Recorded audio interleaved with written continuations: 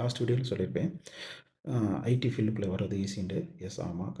நம்ம சூஸ் பண்ணுற ஃபீல்டை பொறுத்து தான். ஓகேங்களா? சர்வீஸ் டெஸ்க்கு ஐடி ஆப்ரேஷனில் உள்ள வரலாம். ஐடி ஆப்ரேஷன், ஐடி இன்ஃப்ராஸ்ட்ரக்சர் ரெண்டுமே இப்போ காமன் தான். பட் கொஞ்சம் டிஃப்ரெண்ட் ஆகும். ஓகேங்களா? ஐடி ஆப்ரேஷனில் சூஸ் பண்ணோம்னா ஈஸியாக ஐடி ஃபீல்டுக்குள்ளே உள்ள வந்துடலாம். அதில் என்னென்ன டிபார்ட்மெண்ட் கவர் பண்ணுவாங்கன்னா, service desk, desktop support engineers, system engineers, இதுதான் ஐடி ஆப்ரேஷனுக்குள்ளே வரும். ஓகேங்களா? ஐடி ஆப்ரேஷன், ஐடி இன்ஃப்ரா இதுக்குள்ளே கவர் ஆகி வரும். பேசிக்காக சர்வீஸ் டெஸ்க்கு வந்து L1 சப்போர்ட்னு சொல்லுவாங்க. ஓகேங்களா? L1 சப்போர்ட்டுக்கு ஈஸியாக வரும். அதுக்கு வந்து எக்ஸ்பீரியன்ஸ் எதுவுமே தேவைப்படாது. உங்களுக்கு communication, English communication must.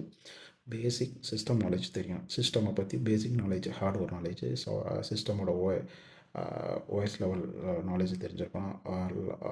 Mail configurations இதை பற்றி பேசிக்காக தெரிஞ்சிருக்கணும். தெரிஞ்சிருந்தாலே போதும், நீங்கள் L1 சப்போர்ட்டுக்கு வந்துடலாம். நீங்கள் நீங்கள் இந்த ஃபீல்டுக்குள்ளே சர்வீஸ் டெஸ்க்கு இந்த மாதிரி L1 சப்போர்ட்டுக்குள்ளே வந்துட்டீங்கனாலே அடுத்தடுத்து உங்களோட ஸ்கில்லை டெவலப் பண்ணி உள்ள இன்டர்னல் கேரியர் மேனேஜ்மெண்ட் ஓப்பன் பண்ணுவாங்க. இன்டர்னல் எம்ப்ளாய்க்கு நிறையா ஆப்பர்ச்சுனிட்டி கம்பெனிஸ் கொடுப்பாங்க. ஸோ அதுலேருந்து நீங்கள் இன்டர்வியூ அட்டன் பண்ணி நீங்கள் அடுத்தடுத்த ப்ராஜெக்ட்டுக்கு மூவ் ஆகிக்கலாம். ஸோ இதுதான் பேசிக்.